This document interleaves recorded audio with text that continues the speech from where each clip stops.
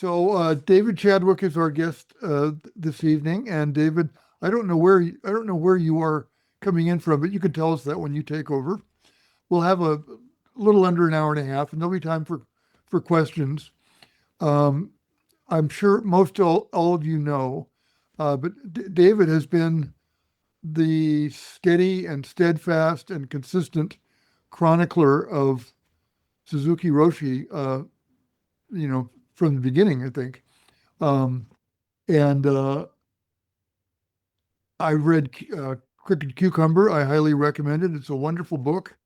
And I don't know if David's going to talk about this tonight, but I read this in 2 days, Tassajara Stories. And if we have a chance to talk about that, I'd love to comment.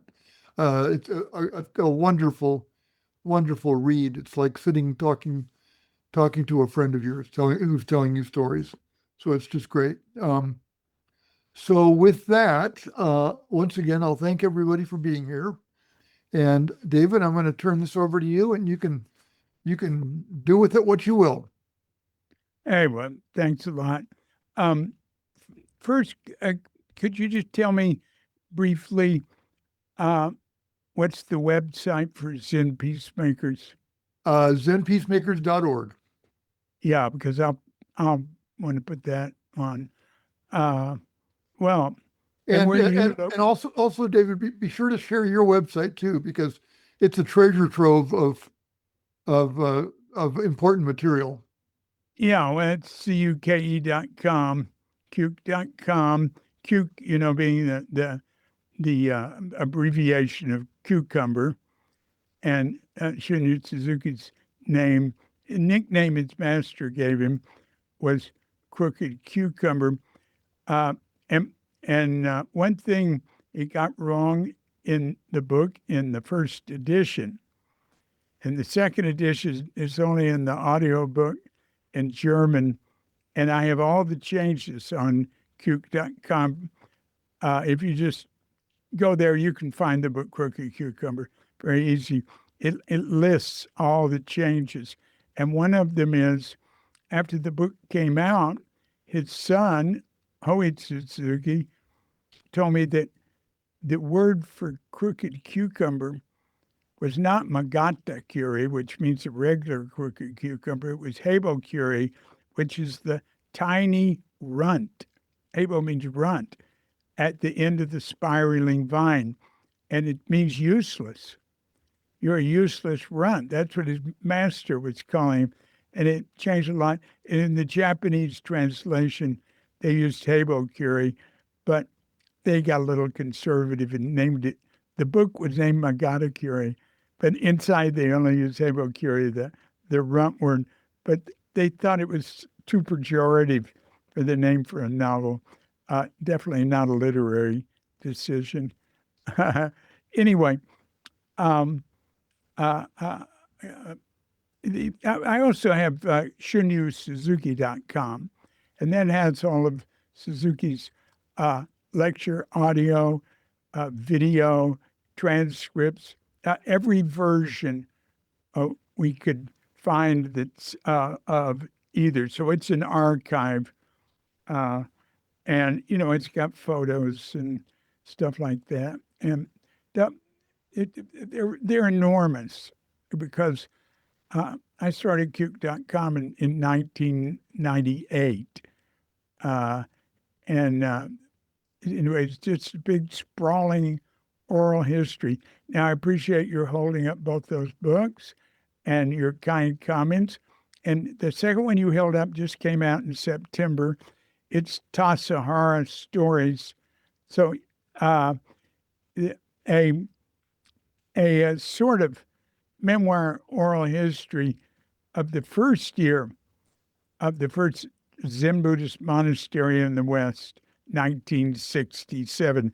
But it leads you all the way up, what led to getting it. And then it's not just about the teachers or the head students. It's about a slice of all sorts of different types of people, how they came there, what their background is. It's got a lot that isn't Tassajara in it. and I'm very grateful to Monkfish for have seen the value of it. Natalie Goldberg said it's not a book just about Tassajara. It's about an era. It's about the cultural background. And anyway, that second book is coming out this September of 2026. That takes you 1968 through 1971, and the last piece, the chapters are divided up into parts, you could say, is cremation. And then there's a third book that takes the first 4 years with Richard Baker as the abbot. And those are the years I lived at Tassajara for 2/3 of the time. So that's when it's over. So that's what's happening there. I do the audiobooks too. I've got, I do the audiobooks for these. So there's that. And I'm very interested in your name, the Zen Peacemakers. I was involved in civil rights and left-wing student groups before I came to Zen Center. And I have a little book I want to publish on that. I want to get it out soon, so I might just self-publish it, called Freedom Songs, My Journey Through 1964. And Zen Center was people in Zen Center, which, Suzuki founded it officially in 62, but he arrived in 59 in May. People in Zen Center, with his support, were involved in peace work. Not all of them. There wasn't any institutional encouragement. It was just who we were. Barton Stone went on that famous peace walk, and I think it might have been 62 from San Francisco to Moscow. A group of them went. I think David Dillinger and some pretty well-known people. And he got Suzuki's blessing to do that. And then when he was in prison for some sort of demonstration, Suzuki would come visit him in the prison. He got out. And Richard Baker was very involved in it. And the opposition to the Vietnam War in Zen Center, again, it wasn't institutional. It was individual, and just like almost everybody, there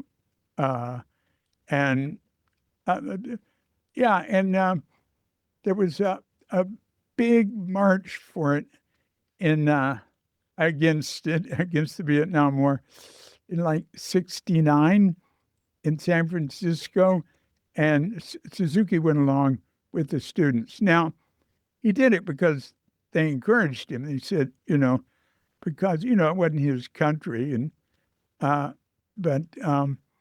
during the war in Japan, he did not lead any pacifist group or anything, as the original Zen Mind, Beginner's Mind said, and because Richard Baker didn't know better then. He was misinterpreting things he'd heard. There was no such thing in Japan during their military years. But what he did was very subtle and was the most you could do. And his temple was called by young men who went there as students, as on their way to the military, on their way to finishing high school and being in the military. There was no way to get out of the military there. Suzuki did. I don't know how. I mean, it tells in Crooked Cucumber sort of what different people thought. I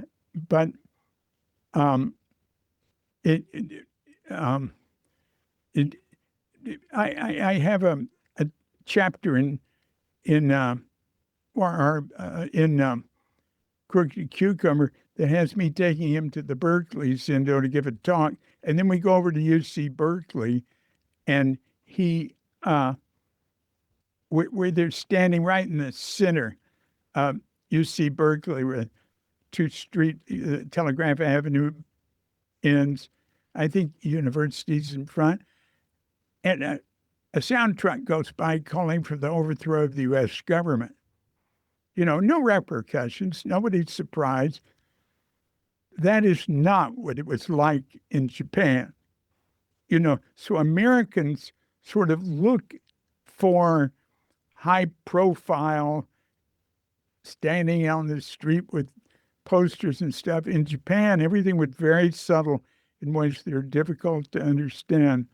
But his students that were there, who I met with later, said that Sokoji, Rinzuen, his temple there, was like a beacon of light in the midst of the darkness of World War II.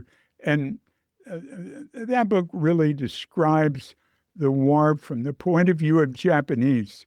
I did not use any personal research into history. I just took what they said. So, in terms of peace, I was also very involved with nuclear freeze, Californians for Nuclear Freeze, and I was always, I focused on nuclear weapons, not nuclear power. And although it was bad and everything, but it sort of worked its way out of the picture. There's nuclear power coming back now. It's 1,000 times safer in very small reactors, and I'm not against that because of climate change. But anyway, people in the Zen Center, including the abbot, Richard Baker, succeeded Suzuki, very involved in the nuclear freeze, and I put together the first big San Francisco talk and on it with 200 people at our restaurant, Good Greens restaurant. So I have some involvement with peace work, but it wasn't continuous like some people I know. It was ad hoc stuff. And I'd get involved with events and help do them. But mainly I was involved with the Zen Center and making music. Anyway, that's a few things that come to mind. What do you think?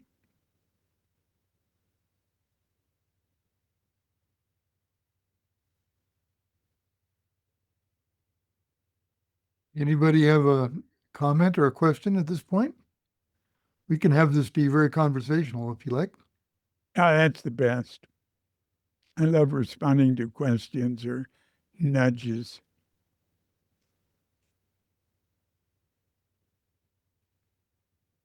David, you first started sitting with Suzuki Roshi at Sokoji, did you not? Right, 1966, probably in September. Shortly before, I'd been there a month when I first heard, actually not about Tassajara, but about some land in the woods down south. And the thing is that there had been excursions looking for possible places to build a retreat in a more remote place, outside of the city for years, back since 62. And not a constant ongoing search, but occasional. And people would offer land, and it was always turned down. It wasn't quite right. But Richard Baker took Suzuki down and showed him Tassajara, and came back a second time, met the owner, who Baker already knew, and from just going there, he found, he searched him out and found him and got to know the owners, and they weren't ready to sell, but they'd sell this land near there. So our first fundraiser was to buy this land near there. And Zen Center had an $8,000 budget for the year. And all of a sudden, we're coming up with 150,000, and it seemed impossible. But we only needed a $25,000 down payment. Actually, $22,500 because they put $2,500 down, and came up with it. And then Bob Beck, who owned it, said they were ready to sell Tassajara. So overnight, we'd put a down payment on Tassajara, and now it was $300,000. They came down from 450 because they really wanted us to be there. And the owners were really wonderful people. And it's the oldest resort in the Monterey County area. It's a very, very remote hot springs that Europeans have been going to since about the 1860s. And a road was built in about 1895 in a hotel, and that burned down in 49. But when Tassajara had been going as a resort since, 1895, actually people have been walking in for a couple of decades, and was very well known. And it had already been made public highway when it was a walking trail by the county. So it was a big deal. So we got Tassajara, and then bang, all of a sudden, we're getting it ready for the first practice period in the summer, a guest season. And I went down there just 2 months after we bought it, or first time maybe 5-6 weeks after we bought it. And I went down for some work weekends, and then I went down to live. So I was involved with the whole thing coming about. Just a wonderful group of people that were so industrious, and it was what I call the communal phase of Zen Center. And it's moved in through different phases and cultures. But that was an incredible time. And Tassajara's story says, it gives you a bunch of slices of it, and that really changed my life. I'll tell you, going there, and Shunryu Suzuki and Richard Baker both. Richard Baker was the dynamic behind getting it and raising the money. I don't know where I'd be or what I'd be doing without either one of them. I'd be on Market Street with a tin cup. Anyway, it was a wonderful experience. It was a wonderful experience being a student of Suzuki. And I don't use the word Roshi. It's just, I lived and studied Zen in Japan. They just don't use it that way. It's way overused in America. And, it's not used outside of temples at all. And it was called Suzuki-san. Even by students of his at Rinso-ins. When they said we should start calling Suzuki Roshi instead of Reverend Suzuki Sensei, he said, I'm not that old. But Alan Watts said we should do it. So we started doing it, and it took hold. But, who gets that? Like in Japan, you don't call your own teacher Roshi. Other people call him that. You don't call yourself that. You can inside the temple. That's it, but they don't. They have another, they call him Hojo-san, which means the abbot of this temple. That's done everywhere. And in America, do I call him that and not all these other people that became teachers and have been teaching forever, and hardly any of them use the word Roshi. Only a few of them do. So I just don't I don't use honorifics. I just stay away from it. But I honor everyone. you know. And it's sort of my approach anyway. And the teachers, the teaching didn't all come from the teachers. It came from the interaction of the teachers with the students. I say teachers plural because Dainin Katagiri was his assistant, was a very important teacher in Zen Center. And Zen Center was not real, it was not secular. And it was distinctive in the amount of secularness of groups is different. Some of them were very secular, like we're the only way, this is the only true teacher. And some of them were more appreciative of other teachers. In Zen Center, San Francisco Zen Center, it used to be just Zen Center, but then there were other Zen centers. So it became the San Francisco Zen Center. Zen Center, it's nothing there for people to leave and go study other places, to be reading other teachers, to be praising other teachers. And it always had a sort of ecumenical feeling to me. Now, that's not with everybody. You know, there's people who are more true believers and, you know, are more guru-oriented. But Suzuki certainly didn't encourage that. And so that was a really nice aspect of it. Also, when I came there, people didn't encourage me to stay.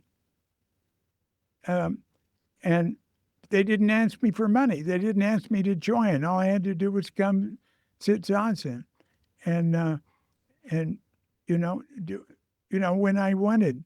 But then pretty much immediately I started going every morning and every afternoon.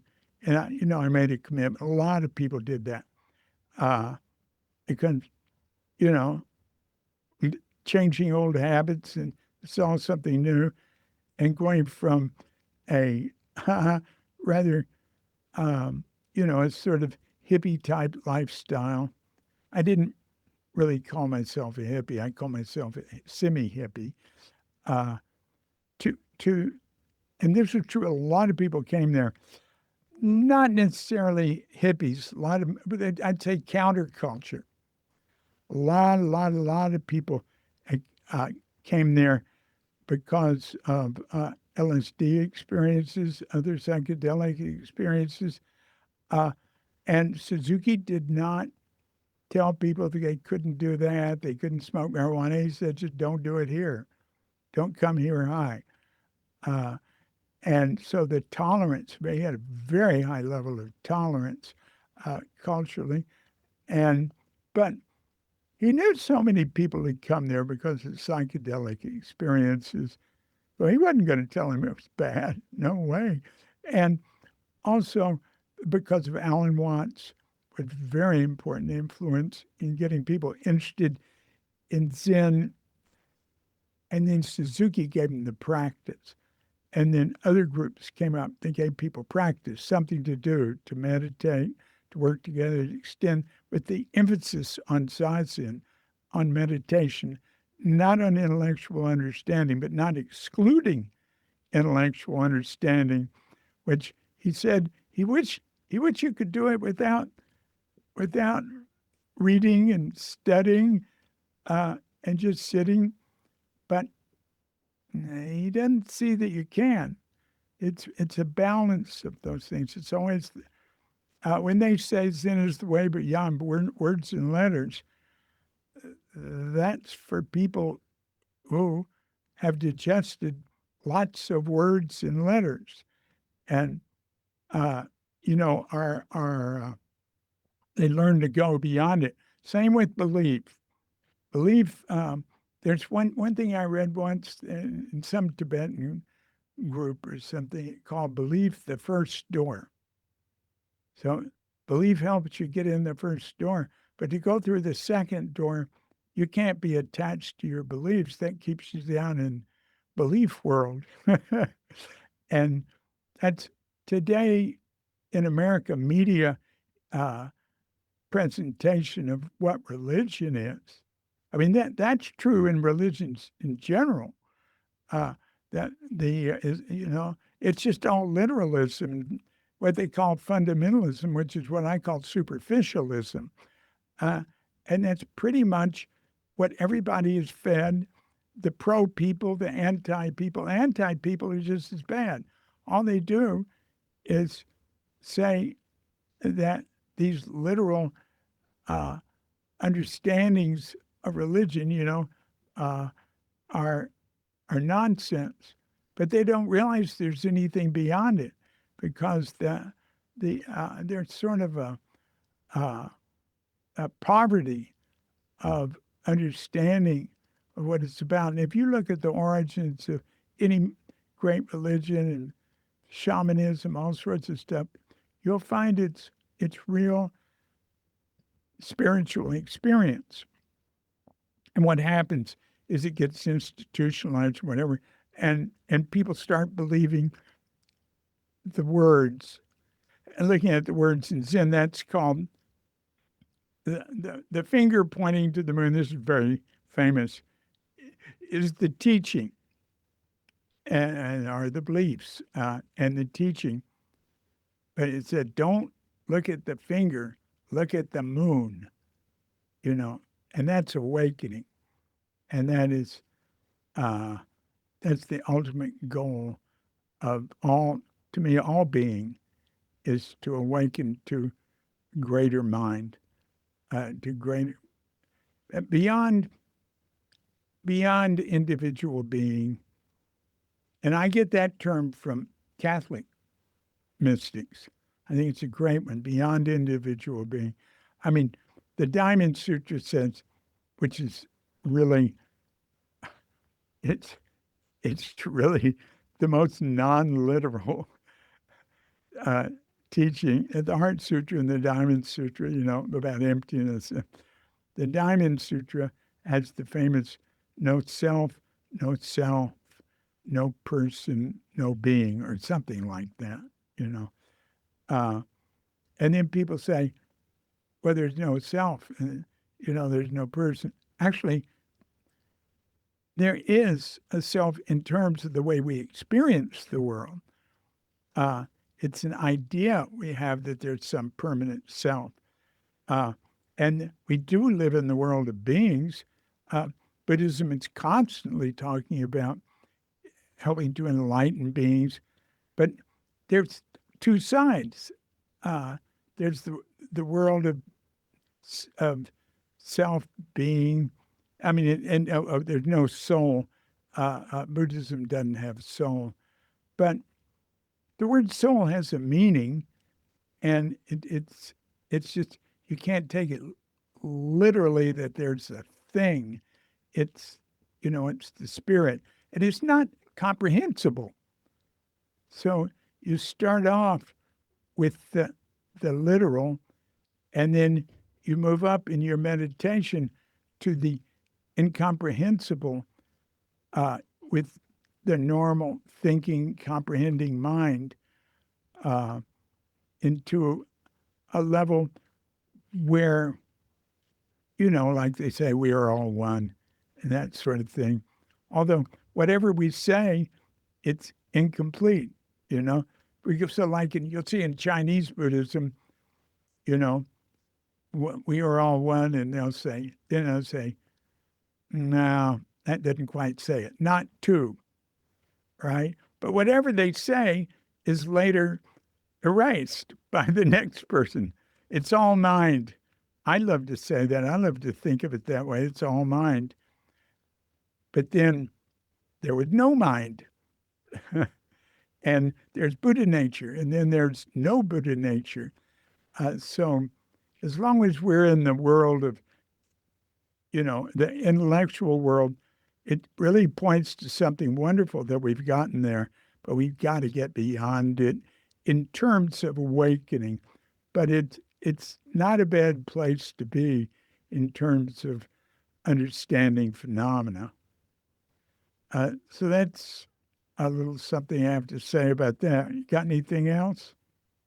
Yeah, David, somebody asked a question that I thought was really apt. As you're, I'm sure, quite aware, uh, Zen Peacemakers is an organization, and we're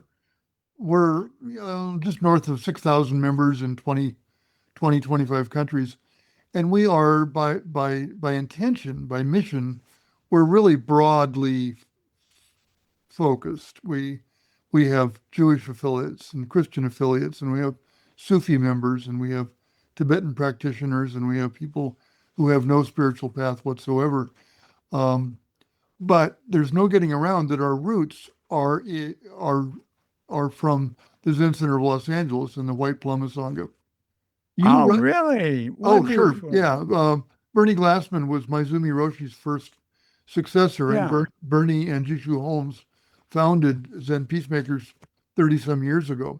So, Yeah. so the question is, and I know from reading your book, you talked more than a little bit, I believe, about my Zumi Roshi, and Oh, yeah. I know there was I know there was a real bond between my Zumi Roshi and Suzuki Roshi, uh, Yeah. and a lot of time spent together. And I just wonder if you could could speak to that a little bit.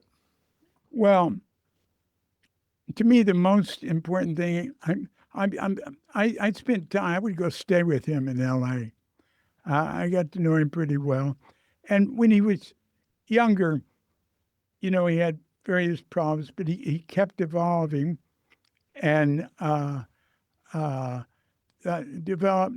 I mean, you can see what his impact in the students he had and in the teachers that came from him. And I've stayed down there uh, in LA, you know, since he died. I've stayed with the group. I love it. I love sitting there. I didn't get down there much, but when I did, I still like staying with him. And to me, the most important thing I've got from my Zumi is at maybe it's even in the epilogue of Crooked Cucumber. Uh, it's way toward the end. He said, I did an interview with him at Tassajara not that long before he died. And incidentally, I know where he died. I knew his brothers. I stayed with his brothers in Japan. Uh, and uh, he, uh, he said, so I interviewed him at Green Gulch, and I really liked his attitude. It was so good. He said, well, we can't say why Suzuki Roshi did what he did. We can only look and see, look what happened as a result of him coming. He said, a lot of us have been trying to start some group, and, uh, I just didn't click. And he came and it clicked. And his group started, and then all of a sudden we could start. Uh, he said, don't try to understand it, just look what happened. And that's the way I look at him and Suzuki and Richard Baker. Uh, they all have flaws, and you'll see plenty of those with Suzuki in my books because I am I'm that's just my way. I think it's important to talk about them, bring them out. His were minor, rather minor in many ways, but not totally. And his transformation from coming to Japan to America is just like not the same person. Uh, and but uh, Maizumi had a very interesting path uh, and just created uh, a lot of. I mean, he left behind quite a legacy, uh, uh, including from people who didn't necessarily become his dharma or anything, who studied with him and went on to do great things. He's very, very influential. And when he was Tassajara's stories gives maybe a better picture than Crooked Cucumber of the struggles he went through to start a group.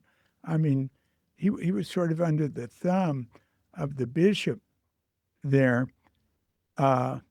And even there was a bishop before that when he wanted to start a Zazen group for anybody who wanted to sit Zazen. And they didn't want that at Zen Shuji in LA. They wanted, what they'd been doing since the 30s, early 30s, late 20s actually, in the founder's home, and which was more like having a regular church or something. But finally, events happened that made him not, and those events are pretty shocking, and made him free of any control, and he started the LA Zen Center.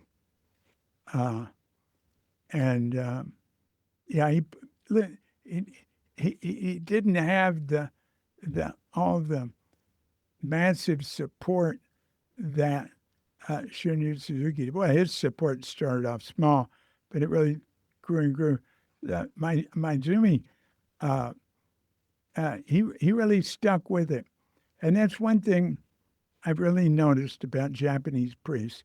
It's just Westerners, so many of them, they can't focus and commit consistently the way Japanese do. Now, that's not true with all of them, but there's that tendency in Americans.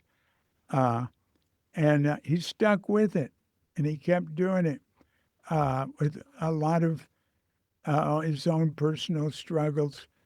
And that's the way, to me, that's the way Buddhism thrives. It thrives in greed, hate, and delusion. And awakening coming out of the efforts of those who are practicing. And you certainly don't have to be a Buddhist. I really don't like I said, I don't like when you use secularism. You'll find in all the traditions you've mentioned, awakening traditions, mystical traditions, and very profound teachings. And also, I do not exclude total non-believers, non-practitioners. Everybody is on a path that it's really best not to judge. We don't know why other people do what they do, think what they did. That I think everybody is, what was it, Chardin Teilhard, how do you pronounce his name, the Catholic? Mm-hmm. He said, we're not physical, something like, it's famous, so you can find it. We're not like physical beings trying to become spiritual beings. We're spiritual beings, awakening in our phenomenal life. And that's not the way he said it, but that's sort of how I remember it. David, Dharma Joy has a hand up there actually from Zen Center, Los Angeles. So please go ahead. Thanks for raising your hand. Anybody else, please go ahead and raise your hand if you want to participate. Hey, let me ask a question. I can't see myself, so am I okay? You're good. You're good. Yeah. Good. And you asked me where I live. I live in Bali.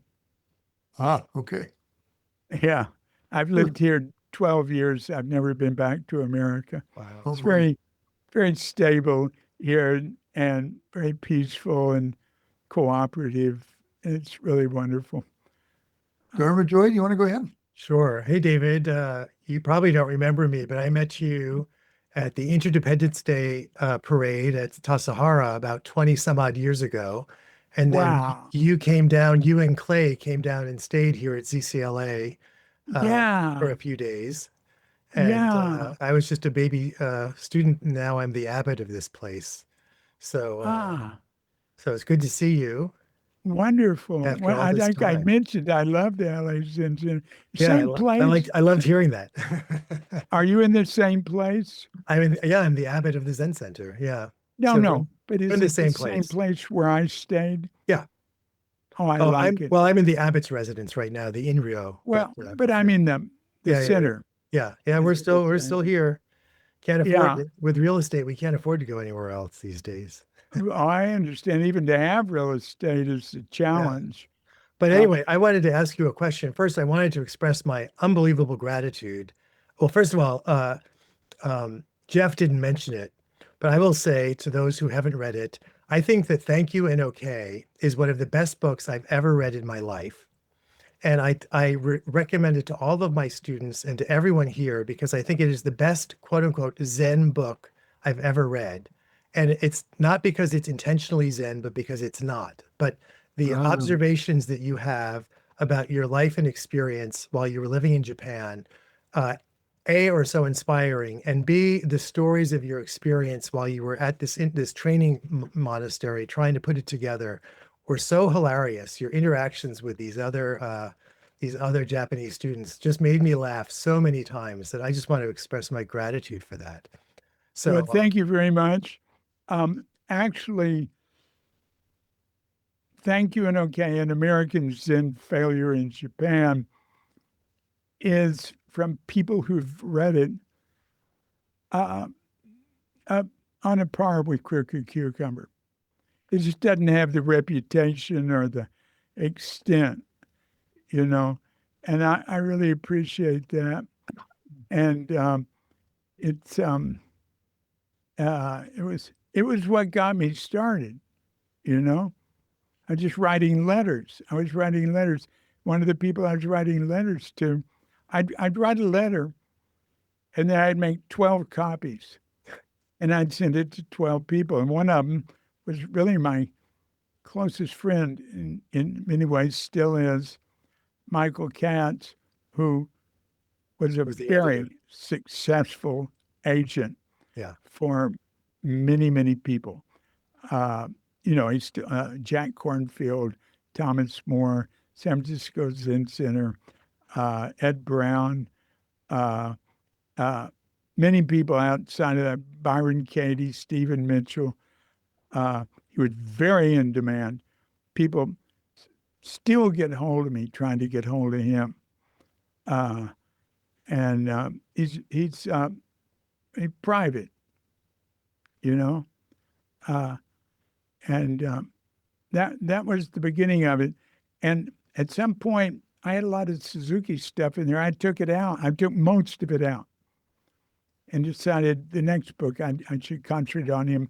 But Thank You and Okay focused on Dainin Katagiri so much. I wanted to leave it there. Also, I will say, because I've had many, many questions about this, who was the character Norman? Who's so central. Nonin Chawani. Yeah, you know exactly. that. Yeah. That's good. How do you know that? I think I must have found it from you sometime, or maybe it was on Cuke.com or somewhere. Yeah. And I have some of his calligraphy here. So yeah. Oh yeah, what a wonderful guy. And boy, did he fight the system, but stay in it. And when I had like the first draft of the book, I sent it to him. And, that anybody would allow me to say all the stuff I said about him in a book is just a tribute to him. He wrote me back and said he read it twice, cried through the second half both times, and took tons of notes and threw them away. He said, "It's perfect. I'll be more careful what I say to you in the future." Yeah. So I do have a question. I do have a question, which is I also want to appreciate the Cuke.com website, which I've spent an embarrassingly large number of hours on over the course of the last 30 years. But, Okay. I learned from that, and I've actually had some interesting correspondence, but I learned from that when Maezumi originally founded this place, he originally founded it as the LA outpost for San Francisco Zen Center.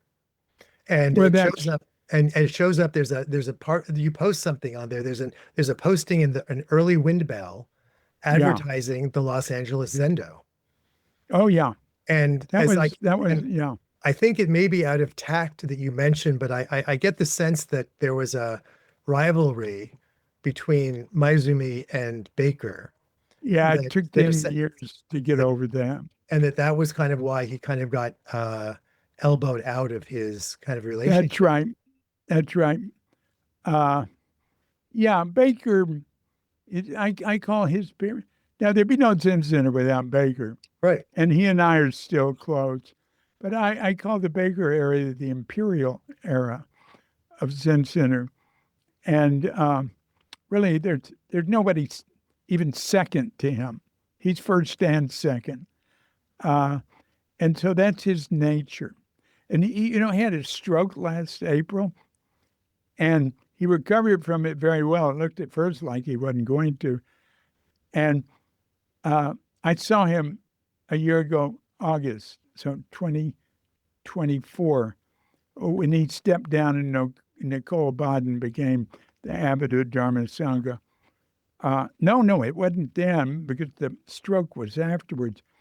Anyway, I saw him this last year, 2025, and it was very clear. He said, in a much more surrealistic way, he said he wasn't his alpha since the stroke. Mm. And I said, yeah, I like you better this way. And Nicole said, me too. He said before he'd always been like at the front of the line. He just finds himself there. And now he doesn't. So, that's just his karma. That's just who he is. And that really, but the thing was, he had vision. And that the other people who were nicer didn't have that vision. He was not popular in Zen Center. That's one thing I show in Cricket Cucumber. He was controversial. He had people who loved him and worked with him. But generally, people did not want him to be the next abbot because, for various reasons, but he wasn't popular. And I really want to show that. And he told me what sort of hurt his feelings, some of the things I'd said about him in Cricket Cucumber. And I just said, you were worse than that. I just hinted at it. And so we've had a great relationship. And one being that I'm not a sycophant for him. I'm his friend. We're close. I respect him. And to say the least, I revere him in many ways. But, this is all despite his, the sort of person he was born as, but extremely creative, visionary, and dominant. And he knew how to get his way on so many things. We were getting Green Gulch Farm, everybody was against it. Everybody on the board after Suzuki died. And he convinced everybody we had to have it. We had to have a third center to complete our farm. He did the same thing in Germany, got them to buy this much bigger building next to their practice center in the Black Forest. And they said, we can't even keep this one. We can't even support this one, the what we've got. We can't get enough staff there and everything. He said, the group won't survive. It won't continue without a bigger form. And it was like Field of Dreams. Build it and they will come. It was amazing. And it's really helped the group thrive. But that's who he is. And yeah, that's true what you say about him and my Zumi, but they got over that. It was mainly him who had to get over it, really, some years. Uh, and, all right. Well, that's good. Hey, really good to talk with you. Yeah. That's wonderful. You know? Good to see you. Yeah. Clay was just a kid. It was you walked in the Clay was the star of the parade, and he had a sign that said Clay is better than mud. I don't know if you remember. What a memory. Clay and I did a lot of skits at Tassajara. We do a leaving skit when we left. And like the first time, Clay he would join in and participate in everything. In Zazen's service, he'd be working in the kitchen. He is a joiner, which he's like a chameleon, which it's good if he's around. What's good if he's around wholesome people? I always told him, look, Buddha says, hang out with beings higher than you, equal or higher. And I said, you got to become sort of bodhisattvic before you can go into the lower realms. But he didn't know the difference. So there were various problems with him growing up. My older son, Kelly, who also grew up his first 2 years at Tassajara, and that's in Tassajara Stories, the second book. No, the third book, which, oh, good Lord, the second book is just getting out the door, and the audiobook. Third book, really? It's already written. I wrote all three together, same time, and they've all been gone over with the people I work with. But after that, there's months of work for me to do on them. And the audiobooks are so tedious. I make so many mistakes. I stumble on. I made an audiobook 17 years ago. I didn't make any mistakes. I just read it straight through, much better voice. But now I'm a doddering old man, and it takes a lot of work to do those things. But anyway, my son Kelly just arrived yesterday, and we're having a great time. But because of connectivity on the internet, especially this wonderful program called Marco Polo, where you send like a video. It's called Video Walkie-Talkie. You just turn it on, click on the person's name, and make the video and send it. When they have time, they listen. You don't want to do. We try to have a 5-minute limit, and the person you send it to, you don't have to be there at the same time. They listen to it and they answer you when they have time. And all my family uses it. It's wonderful. But we use WhatsApp. Everybody in Europe and Asia use either WhatsApp or something like it. And there's very little texting and stuff like in America. That's done with the banks and some businesses. But anyway, thanks for mentioning Clay and that sign, which I'd forgotten all about. Dharma Joy, thank you for your comments and questions and sharing and connecting.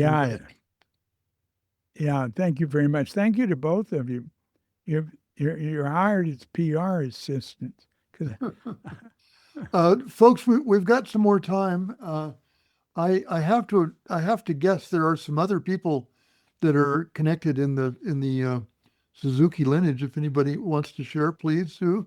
If you have a question for David, it's really a rare opportunity to make this connection. A lot of us grew up into this practice at a time when, it was really the first generation. Both Suzuki and Maizumi were sent here to take care of the Japanese congregations at Sokuji and Zenshuji, and then young people, young white American kids, found them and said, Yeah, mainly, almost entirely. But my Zumi came in 55, I think. right, 4 years And earlier, right? yeah, he was very helpful to Suzuki when Suzuki came. Very early on, then he was going to San Francisco State studying English. And yeah, he was very helpful to Suzuki in the early days. That not much is known about that. And he was close to Suzuki's wife, Mitsu, who we called Oak-san. Yeah, their relationship went way back. David, I want to ask you, and please, others here, raise your hand and go ahead and engage this last little bit. But I want to ask you, David, and in my personal experience, but I have to extrapolate and imagine that this just washed over the culture. Zen Mind, Beginner's Mind came out in 1970, Right. and it blew my life up. Yeah, And I imagine that happened to a lot of people. that's true. And this is probably in your next book, I would guess. But can you say anything Yes. about it? Was there like a huge explosion of people Yes. coming to Zen Center after that book? Well, I wouldn't say a huge explosion. There was, but consistently after it came out, people would say they came there because of it. And that was very interesting. And, the Zen Mind, Beginner's Mind lecture, incidentally, I do have a website called zmbm.net, but it's just like a shell that goes to the Zen Mind, Beginner's Mind section on cuke.com. But it has some links, and one of them is to the 50th anniversary afterward. I wrote to Zen Mind, Beginner's Mind for Shambhala. I also wrote the 40th, but the 50th updated it in very important ways. And that tells you the story of Zen Mind, Beginner's Mind really well, I think. But it's told. Oh, it's definitely told in the second Tassajara Stories book, and we can thank Marion Derby for that, who had the Los Altos Zendo, and then the Haiku Zendo, when she actually built a Zendo there, but before that was in her living room. And the Haiku Zendo had 17 seats. And that's where he gave the lectures to the rather conservative group of people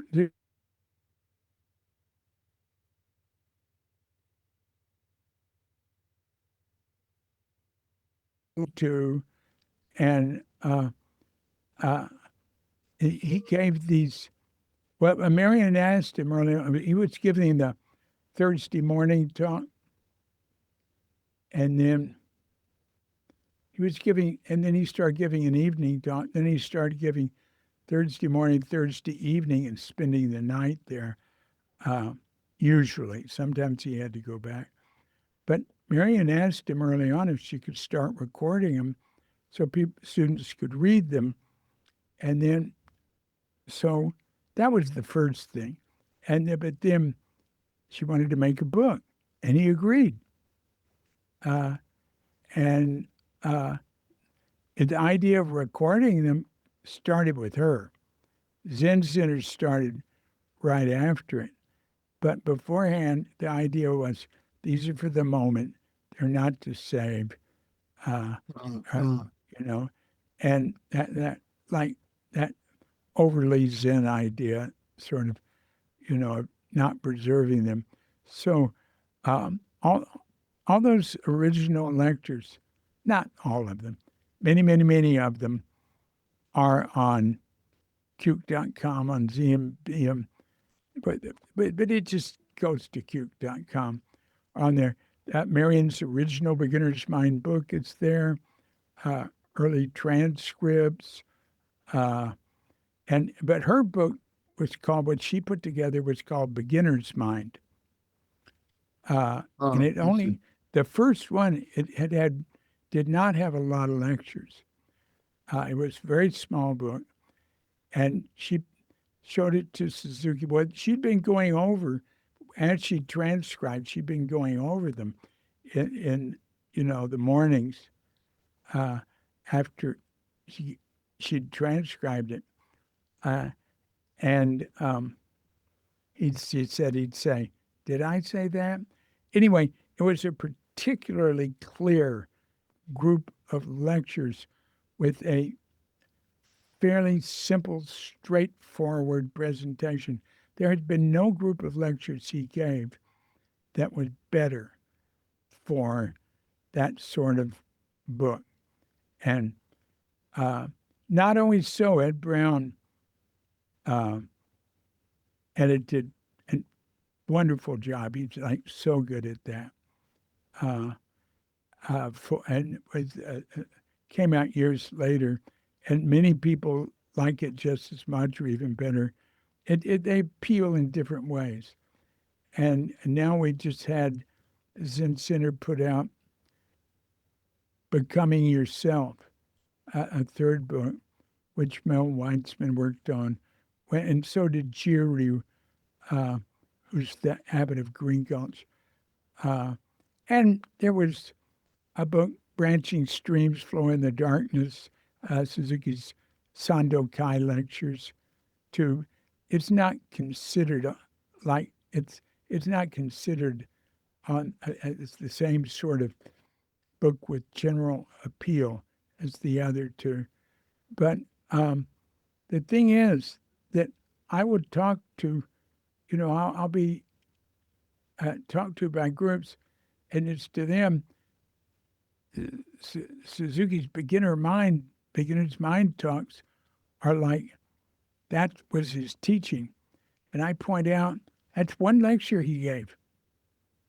And in all his, I have a file with all his lectures in one file. And you can actually put it together yourself off ShunyuSuzuki.com. Most people don't, because you can get the individual lectures. But there was only 19 mentions of Beginner's Mind. There's many approaches he took. That was one of them. That was one that later clicked. He didn't know it. He had big mind. He had way-seeking mind. He had original mind. He had many types of minds. He used big mind a lot more than Beginner's Mind. But that concept of Beginner's Mind is spread way beyond Zen. There's people who use Beginner's Mind, they don't even know where it came from. It's used in business. It's used in so many different ways. And I point that out in the afterward. But I wrote a piece on that, the evolution of Beginner's Mind, that it's linked to from that page. I did that recently. And I realized that is a great story right there. I don't know if I get around, but I think it could be a neat little book. David, Meryl, you have your hand up. You want to go ahead and open your mic and share? Thanks, Meryl. Hi, David. Hi. I don't know if you remember me. Probably not. We crossed paths at Tassajara, and also, I think the most intimate place we ever were was at Idilio's funeral over in Emeryville. Do you recall that? Say what? Idilio's cremation in Emeryville. Yeah, sure. Yeah, you were there. I was there.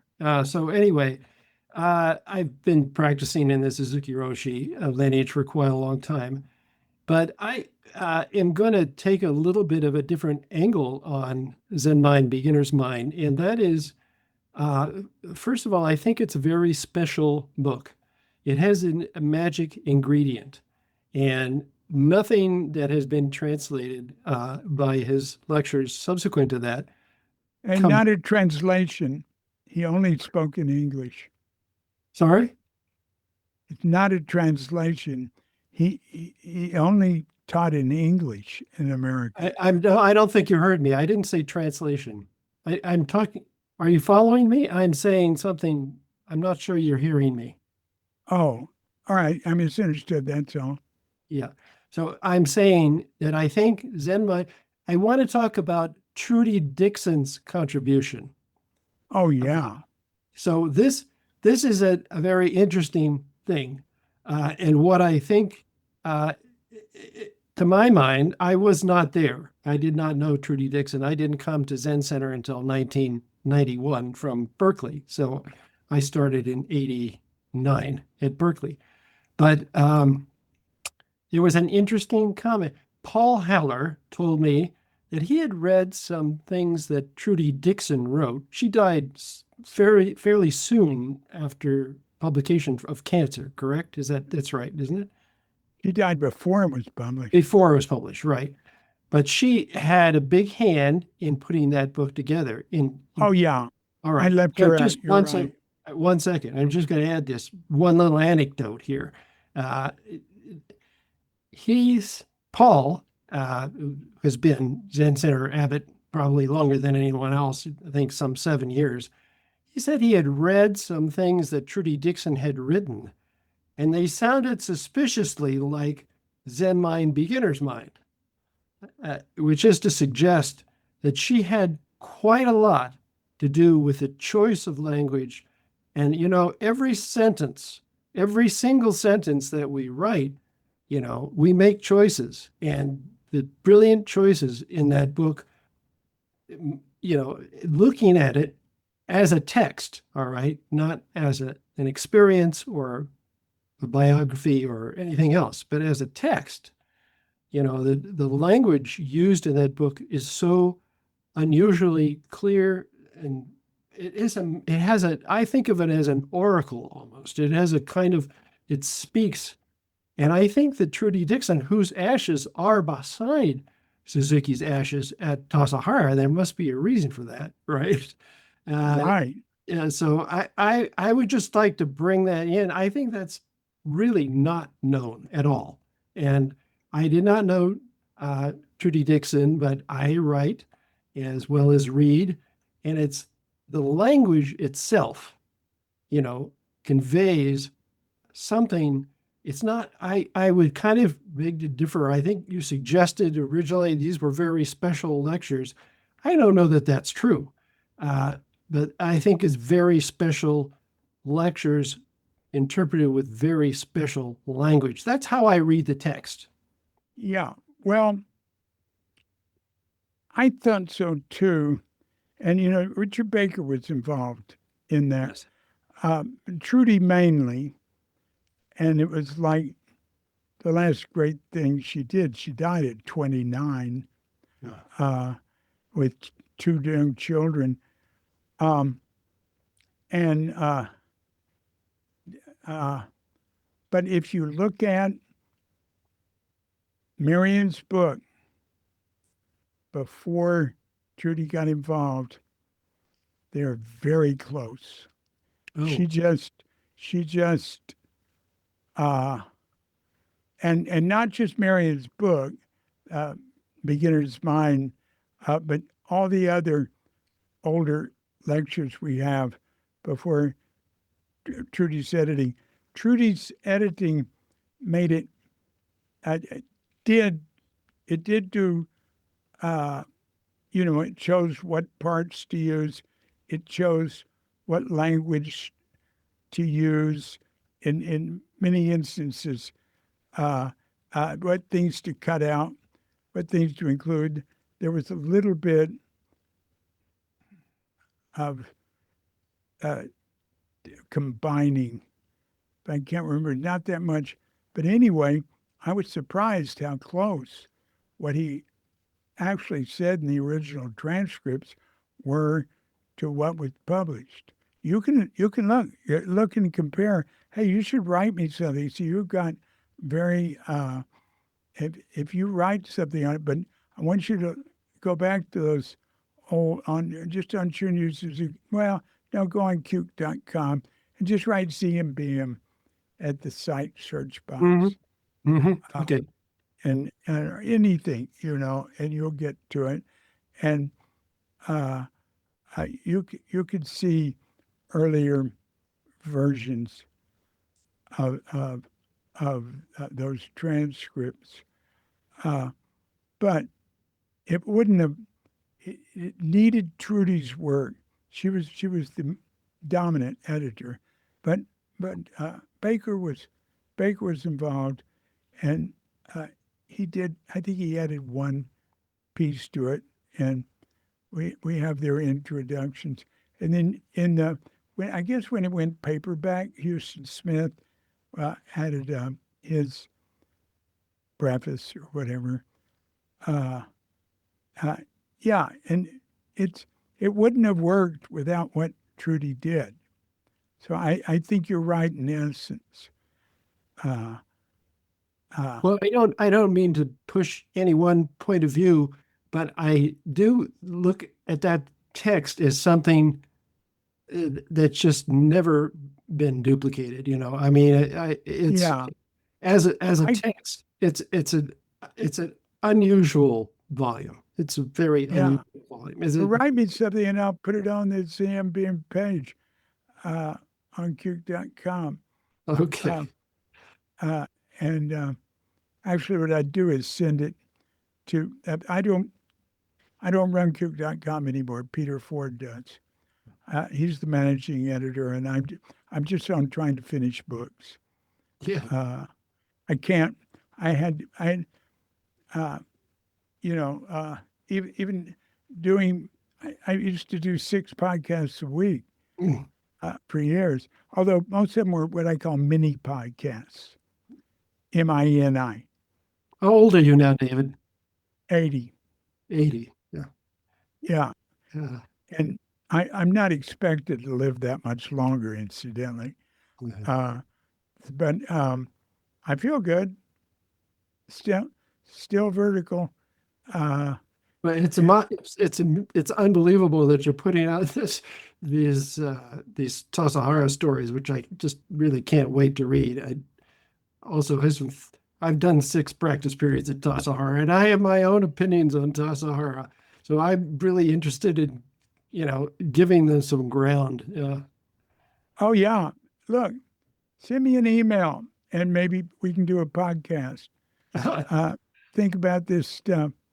I have less energy for podcasts. This is the last one I have scheduled. Well, this isn't a podcast, but the last, Zoom talk I have scheduled. I have a handful of them already done, ready to go. But that sounds interesting. And I'd love to get people's opinions on Tassajara. Now, Tassajara is always evolving. What years were you there? Quite a span, because I started late. So my first practice period was 2006, and my last one was in 2022. 2022, yes. So I went across quite a span, which is pretty interesting, to see quite a few, quite a development, and I have a sense of the issues and everything, all of that. So. Oh yeah, I love to hear that. I love to hear that. I love that. Good. Thank you for your work, David. Yeah. Thanks for participating. Yeah. Thanks for jumping in, Merrill. Appreciate it. Okay. And make sure he sends me an email. Because he's got good comments. You're right. I'm going to just say one thing. You're right. I agree with you. Trudy added her own magic. And listen, at her funeral, he said she was never ordained as a priest or anything. Her funeral was an ordination. And he went, oh my, that's in Cuke.com. His whole funeral talk. but Oh, in Trudy the, Dixon. Oh, oh yeah, oh, his whole wow. funeral talk for her, and there's a lot about her Hmm. in there's some about her in Q.com in the bill, but in the next Tassajara Stories book that comes out in September, it's got more on her, Hmm. different from Right. what Crooked Cucumber says, and uh,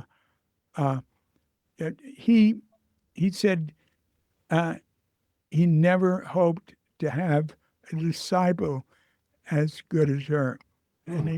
he never will again. I mean, Hmm. he gave her the highest praise, and putting her up with him. Yep. Actually, she was there first, Oh, and she was buried there first. Yeah. Hmm. yeah.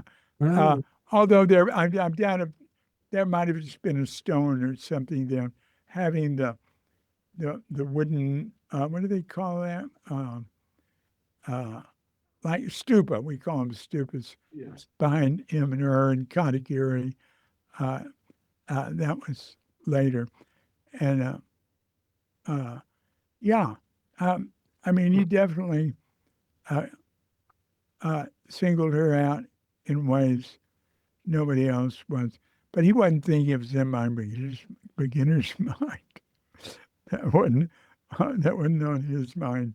But it definitely, uh, it, it, like you said, it, I mean, there's nothing that came from Suzuki's mouth that is spread like beginner's mind. Mhm. I Yeah. mean, the practice and his teaching in various ways, and it's hard to say what he is. He didn't have any particular teaching. Uh, uh, it's more spread like by osmosis or something. But beginner's mind is big in the business world, in the academic world, and it's not dying out. No. Yeah. The whole concept. Uh, and like I said, many people they have no idea where it came from. Yeah. Yeah. Uh, David, we have just a few more minutes, and I know Shogun, you had your hand up, but you've taken it down since, but I'm going to call on you anyway. Yeah, I don't necessarily, you can just say, David, I don't want to answer this question because I'm taking us in a slightly different direction, although it follows on from some of what Meryl was saying. yeah, I'm a 25-year Tassajara product, have been in and out of the valley over that period pretty constantly, and I'm in the process of moving down there. And really. yeah, yeah, at the urging of your friend Mako. Oh yeah, very close with Yeah. Marco. Yeah, she's my Dharma sister. And Um, I guess my question, maybe I'm just trying to do something that's a little fabricated here, but I was thinking about where we started with the question of anti-war protests and how Suzuki Roshi thought about the political activity of the young people that he was ministering to in San Francisco. And, we are having a difficult time attracting and retaining young people at Tassajara and finding people who want to live that life. And I've really watched that decline in the time that I've been right. in and out. And part of it is, I think we're not able, we haven't found a way to talk about the engaged nature of our practice. Um, and I just wonder, having been there in the 60s, if there are things that you can help us with I mean, I'm just looking at how old we are, the people on this call. And how do we enliven this practice for young people? They come and they practice with great energy and then they leave. And Yeah. so I wonder if you have any thoughts about that as I literally pack my bags to move down there. Well, you do it. You do it. And And you, David, we have just about 3 minutes here, so okay. All right. You and Mako, Helen B. Yep. Yep. Yeah, I did a conversation with her because she didn't have so much of a way-seeking mind path. And we just went back and forth. Just the last weekend. I think she's got a really good way of looking at it. You know, that the culture changes, it evolves. And I think Tassajara has done a good job of evolving with it. Helena and I were concerned. I really think local people in the area should have access to the baths. Agree. Uh, Yeah. I think that's really wrong. And I think it's really good to have outside people and guests there to keep the place sort of grounded. But, you know, send me an email. I'm happy to talk to you further about this. I love that. Yeah, yeah. And you all will have to figure it out. And it'll evolve. Zen Center's been great at surviving Yeah. through the work of so many people. And the way they've adjusted to the summers with all these workshops, that might have to be it, you know, for this particular evolution. We'll see what it's like in the future. You don't know how things are going to change. Everything's going to be so different. Everything we think is important now is going to not be important in some future not too far off, I think. Thank you, David. Thank you. Thanks, Shogun. Thank you, David. Well, I think we're coming to the end of our time, so we should wrap up. I want to, but as I do, and I don't want to be too much of a fanboy, but I highly recommend you read this. It was so delightful to read, and what I wanted to tell David is it's titled Tassajara Stories, but what I came away with was the most intimate Shunryu Suzuki stories. I really got, you did such a beautiful job of giving us a picture of him, not in his official role, not in his Teisho role, not in his abbot role, but just riding in the car and interacting with people and working. And it was just beautifully intimate that way. And so for that gift, I thank you very much. That's really good to hear. You know, I wasn't completely aware of that because there's so much of everybody else and everything else in there. Thank you. Yeah, wonderful. Well, everyone, thank you for joining us. It's this evening where we are, I think. David, I think it's tomorrow where you are almost, maybe. Always. No, not always, except for about 4 hours of the day or something. Oh, no, you're on the East Coast. So I'm in Colorado, so. Oh, you're in Colorado. Yeah. All right. So, you know, East Coast, we're 13 hours ahead. Yeah. You have to go over to Nova Scotia or somewhere for it to be 12 hours. But yeah, we're at, well, I called you at 8 a.m. And so what is it now? 9 a.m. or? Probably 7:30 or 9:30. I mean, yeah. Okay. So it's at 9:30 your time? No, it's No, it's 9:30 our. 6:30 p.m. in Colorado. Yeah. 15 so hours. Yeah. Yeah. We're 9:30. Oh, so we talked an hour and a half. Yeah. Yeah, it seems like it. Yeah, that was good. So Really it's good. 9:30 a.m. And I was up way before we connected. We believe you. Yeah. So everybody, thank you so much for sticking with us. David Chadwick, thank you so much for getting up and spending some time with us and sharing your stories. It was wonderful. So yeah, it was great. I had no idea what this was going to be like. well, It was great. good. Well, Yeah. everybody, we hope you come see us another time.